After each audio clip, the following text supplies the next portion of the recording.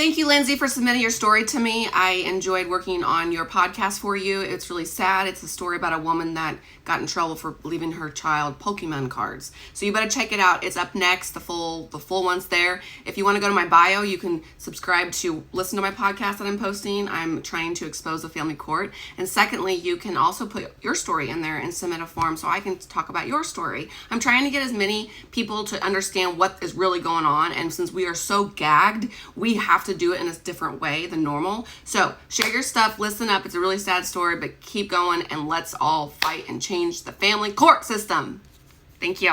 Hello, everyone, and welcome back to Justice Unmasked, Family Court Corruption. I'm Meghann from Stand With Meg, here with my co-host, Michael. And we have an episode for you today that's heavy, but it's also incredibly important.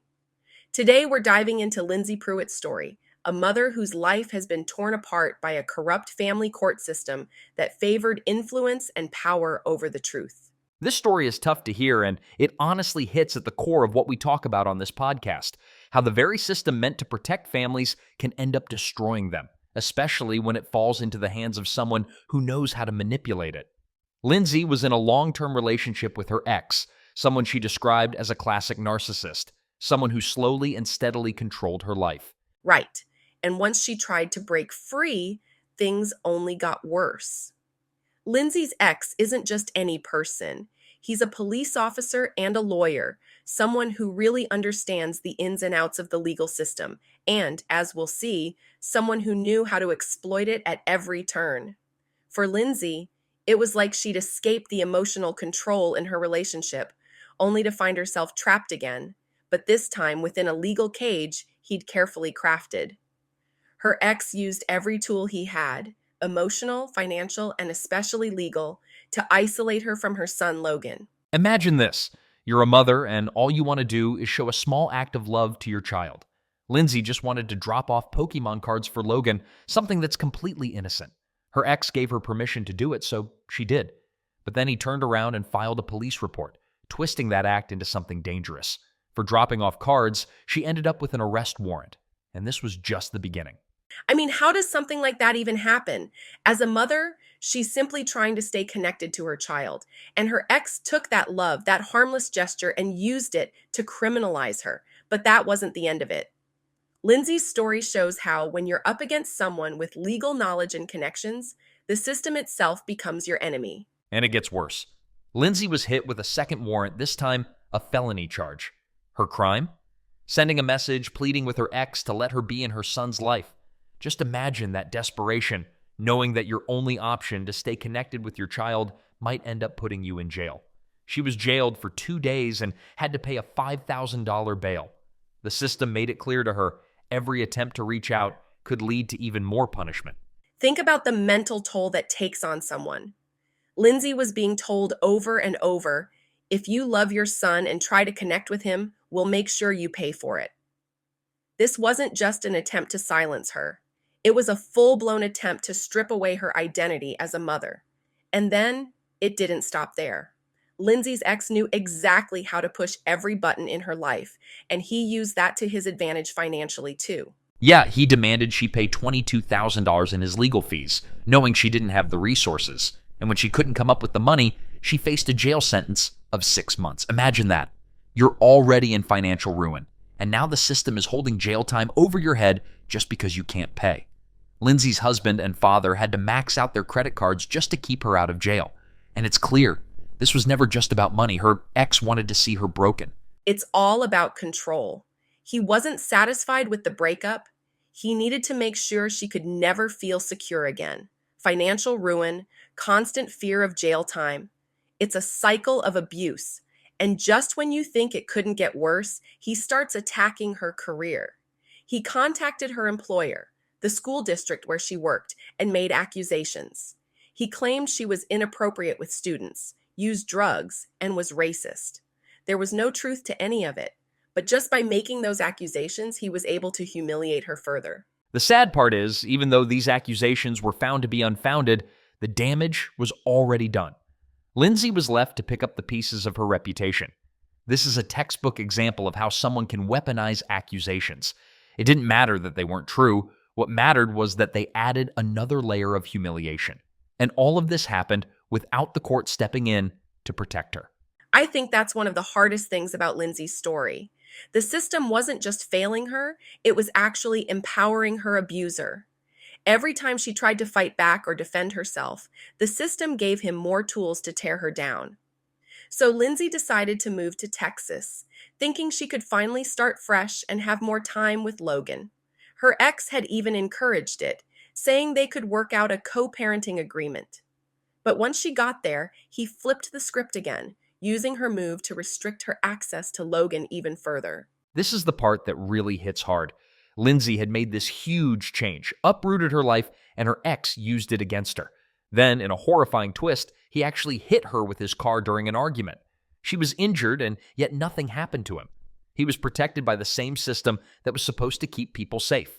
His status as a police officer and lawyer insulated him from consequences. Even after being physically harmed, Lindsay didn't get justice. Imagine how terrifying that is, knowing your abuser has all this power and knowing the system will shield him, not you. And then there was the final blow, the court hearing where Lindsay tried to fight for visitation. She was literally silenced. They wouldn't let her speak. Her ex lied, fabricated evidence, and did everything to make her look like a danger to her own son. And in the end, the court issued a protection order, a 12-year protection order, barring her from any contact with Logan. 12 years, that's a lifetime for a child and a mother. Lindsay won't be able to see or even reach out to Logan until he's almost an adult. This wasn't just a custody decision, it was an erasure of her role as a mother. The court system, manipulated by her ex, stripped her of her identity as a parent. It's unimaginable. Lindsay now watches her son grow up from afar, missing every milestone, every birthday, every moment. She's being forced to live with the knowledge that the system allowed her son to be taken from her, not because she was unfit, but because her ex knew how to play the game. It's an unbearable reality, and it reveals how broken the family court system truly is. This system isn't just flawed. It's deeply, deeply corrupt when it can allow one parent to completely erase the other. Lindsay's case is part of a bigger pattern. Family courts all over the country are filled with stories like hers, stories where the parent with money, influence, or legal knowledge uses those advantages to destroy the other parent. And the family court system just stands by, or worse, enables it. The system is supposed to act in the best interest of the child, but when one parent can control everything, it's the child who suffers the most. It's just so heartbreaking. Lindsay's experience shows that family court isn't a place of justice or fairness. When the system can be so easily manipulated, it becomes a tool for control, abuse, and suffering. And it's not just about Lindsay. It's about every parent out there who's been pushed aside by a system that was meant to protect them. And let's be clear, this isn't just a bad judge or a bad lawyer. It's a systemic issue. And family courts lack the protections necessary to prevent this kind of abuse. They don't have the safeguards to stop people from using money and power to strip someone of their rights. Lindsay's story is a wake-up call. The family court system needs massive reform to prevent this kind of one-sided control.